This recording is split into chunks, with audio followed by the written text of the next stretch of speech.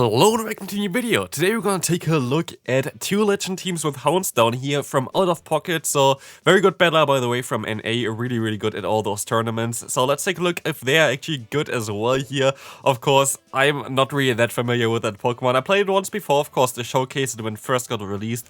But let's take a look here. We're going to have the moveset of a Dig plus Psychic Fangs, which is really cool. And the thing that I enjoy most here for the Houndstone is honestly that the stab lick damage is doing so much damage, especially after the Psychic Fangs debuff.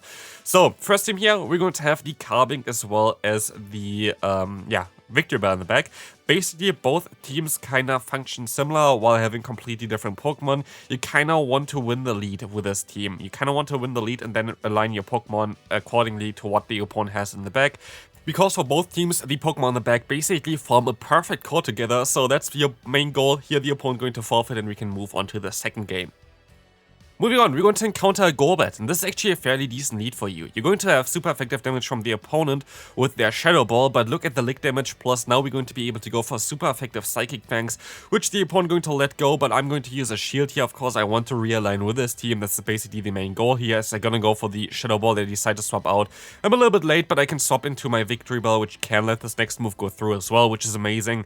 Night Slash coming through, and I can just farm them all the way down. This is exactly how this team is supposed to work. As the opponent goes back into the Golbat, I can still reach a Leaf Blade to knock them out or get the shield. I'm actually going to be able to get the shield, but we can of course now align our Carbink instead, which does not have to shield against anything here. The opponent going to go down, and also the opponent is going to forfeit here after they see my Carbink. Moving on to game number 3, like again, those games are fairly fast here as well, as we can now move on against a Charger Bug. This is going to be again a fairly neutral matchup. Let's see how this is going to go. We're going to go straight for the Psychic Fangs, trying to get the debuff early on, so we do more damage with our fast move Lick, as we can let one move go through. They're running Crunch nowadays. It's kind of like a meta shift in general, that a lot of people are running Crunch on their Charger Bug. And that's kind of awkward. If they didn't run Crunch, it's of course a 50-50 chance, basically. We would have been better off here, but now we're going to have to go up against the opponent's Nidoqueen with our Victory Bell, which is not really an ideal matchup. You're going to be able to win this if you invest one shield. And I'm also going to be able to reach another charge move here, but depending on what they're going to have in the back, it might be a little bit tricky, and they're going to have a Nidoking in the back. This is really cool, to be fair. Really interesting here to see a Nidoking in the back as well. Is you're going to have to let this next move go through. It's going to be the Earth Power. We had to hope that they're going to bait here with Santum, which they don't. So this game going to be sadly lost, but the backline was just too hard to deal with. Moving on to the next game coming up, let's see what they're going to run here. We're going to have the Dragalge in the lead. This is fairly neutral lead. We're going to be able to definitely get a shield advantage here no matter what, but I can decide if I go for the Psychic Fangs or for the Dig. Dig would one-shot Psychic Fangs, would be a little bit of a safer play. I decided to go for the Psychic Fangs here, which will do super effective damage as well, and I should be able to outspeed the opponent to the next one. You see already the Lick damage is just adding up quite a bit, as we can now either realign or get the shield advantage. And we're going to get the realignment here, which is actually way better for this team. I really enjoy this here, as the opponent going to have the Wormadam in the back, and I make a huge mistake. I most likely could have been able to win this game here if I just played it better. I just swapped immediately, just thinking, okay, the opponent swaps out of the Charger Bug, but yeah, honestly, if I just stayed in here, did some more damage, and then tried to swap out onto like a charge move from the Wormadam, I actually would have had a great shot of winning this game. So this was my own mistake. Also, just in general, like a little bit too hectic there in terms of swapping out, because here, you see, the Confusion does not really do damage. It's just like the Iron has a charge move, which is a little bit awkward. So if I would have been able to catch it, I would have been most likely able to win the game. But we can now move on already into the next game here. Going to have, again, a very awkward lead here with Scrafty. Scrafty is going to be a little bit of a trickier Pokemon to deal with, as you're going to see here the Power Punch coming through. They can win this in the 2-shield scenario, but they have to invest basically 2 shields against me, which I'm going to take. It's actually exactly what I'm going to try to do here as well. And I might make another mistake here as well, which is just okay, but let's take a look at this here real quick. We're gonna see the Rock Slide coming through. They're gonna use a shield, which is really nice because they want to keep their boosts, and they're gonna even boost up further here with another Power Punch, but I can still reach a Moonblast, which allows me to get the final shield from the opponent. And now I decide to swap out into my Victory Bell, which kind of forces the opponent to throw a charge move anyway.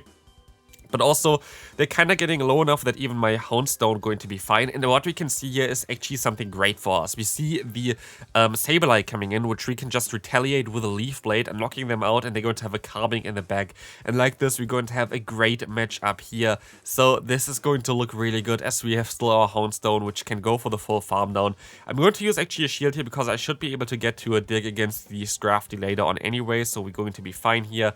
And now we can just go for the last dig here and we can move on to the second team. And I have to say that I like the second team a little bit more than the first team, so let's take a look at this one. We're going to have here now Houndstone still in the lead, still kind of similar, but we're going to have the backline of the Toxapex plus, for me at least, the Shadow Charm variant of Ninetales. I didn't ask for the moveset in general, but this does make the most amount of sense in my opinion, especially as the Ninetales is going to be very good against all those Dark-type Pokemon in the current meta. So here we're going to now encounter in the first game in a Azumarill in the lead, and the opponent decides to swap out into the Greninja. It was a little bit slow here to be fair, but it's going to be okay, as we can go ahead and just use a shield here, and we can farm them all the way down, allowing us to get a ton of energy, as well as we're gonna still have a lot of health here left, but sadly they're going to run the Toxapex in the back. But it's actually not too bad, because we can still go for a charge move here. Psyshock is gonna do half of their health, which is amazing for me, because as you can see here, we're gonna put them close to the red health already, and our Toxapex is going to be able to take any charge move from the opponent, especially a Brian. And like this first game is basically over already. They have an Azumarill in the back, they have this Pokemon here.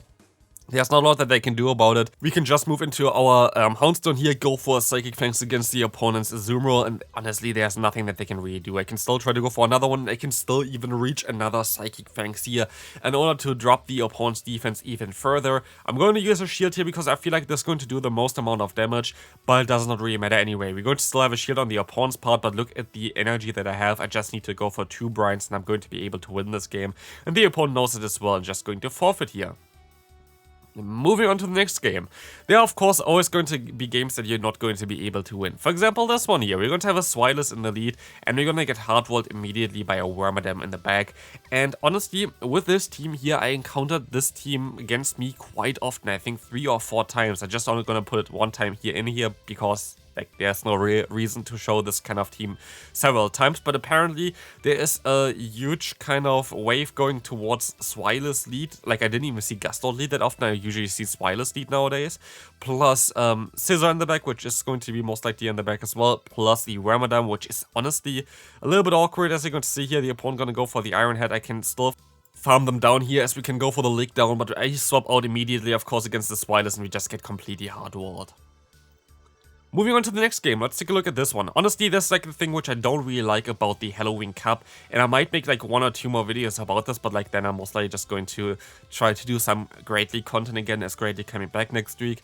It is just not really a cup that, like this is the thing as well in general with this season. I think it also kind of happened already last season, but last season wasn't as bad because it was a little bit better organized.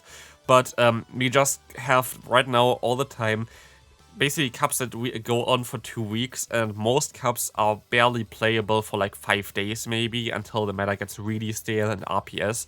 So same goes kind of for the Halloween Cup in my opinion. I'm not really I like the cup in the beginning, I like the cup for the first 5 days, but now it just feels like so RPS and like all the same teams the entire time. It's just not really mine in my opinion, but yeah, let me know in the comment section what you think about this kind of season schedule. I might even make a video about it as well, but I'm not sure about it because like honestly I'm not really the biggest fan on how they do it nowadays.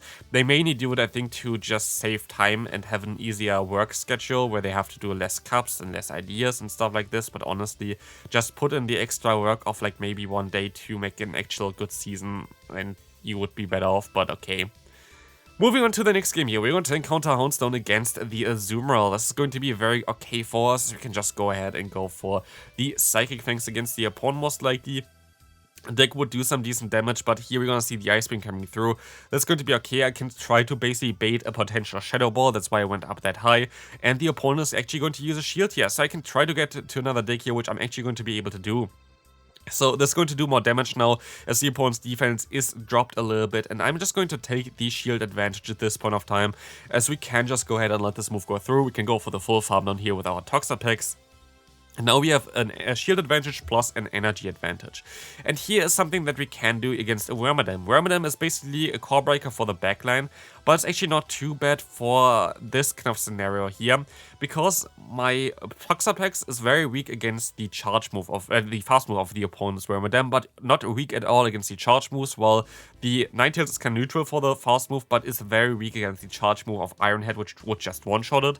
So basically, I can save my shields for my Ninetales kind of freely, as well as I can just try to get the energy later on onto my Toxapex, so I can maneuver around a little bit, so it's not the worst thing for this backline. So that's why I also like it a little bit more than the backline before, because I have a little bit more play here, I feel like, against something like the Wormadam, but I can still go ahead and go for a Weather Ball here. This is gonna get the opponent fairly low, and we can just try to go for the full farm down, and we're gonna be able to win this game. Moving on to the next one, let's take a look at what they're going to run here. Houndstone against a Carbing. Maybe we can actually do something here now, as we're going to run the charge move Dig, which is kind of nice. I can try to go for the bait first, but I'm actually going to go straight for the Dig, which is going to do some decent damage against the opponent. This is going to actually two-shot them, which is kind of cool. So we're going to do some decent damage against them, and I think I'm only going to be able to reach another Psychic Fangs. If I had better IVs, I most likely would have been able to even reach a Dig, but here it's going to be just the Psychic Fangs. Going to be able to get the shield from the opponent, though, and now I can farm them down with my Toxapex. I most likely have to take one Rock Slide here, but I can at least avoid this Pokemon with my Charm User in the back, which is kind of nice. So I can get a ton of energy here, have a shield advantage, and I'm going to be able to go up against the Wormadam again. So I'm going to do exactly what I said before. I'm just going to swap out now into my Ninetales, trying to charm them down. I just leave my shields for my Ninetales and can basically, hopefully, swap out later on when they have a little bit of energy into my Toxapex and try to catch some moves.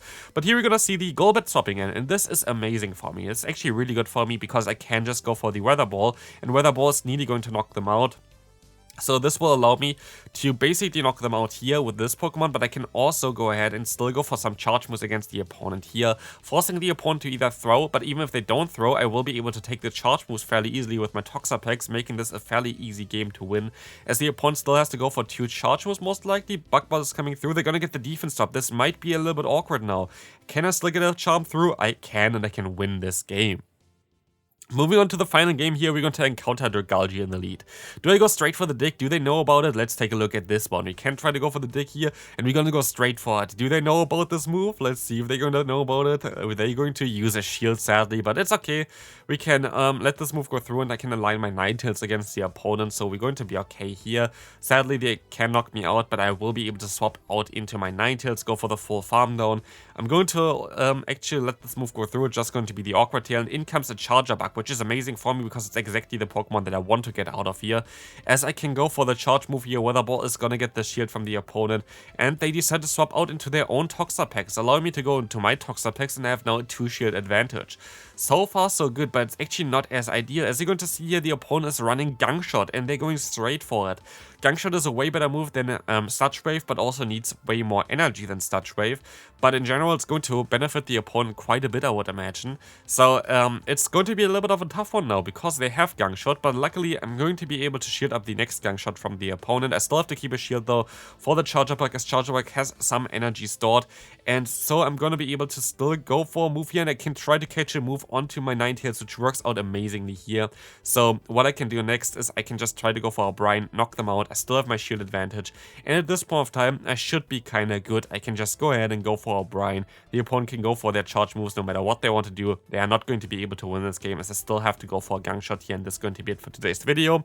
Hope you enjoyed it, and later on there's going to be a new series starting, so hope you're going to be excited for this one. Check it out later on, but now that's going to be it for this one. Check out the videos on the screen, and I'll see you then. Bye bye.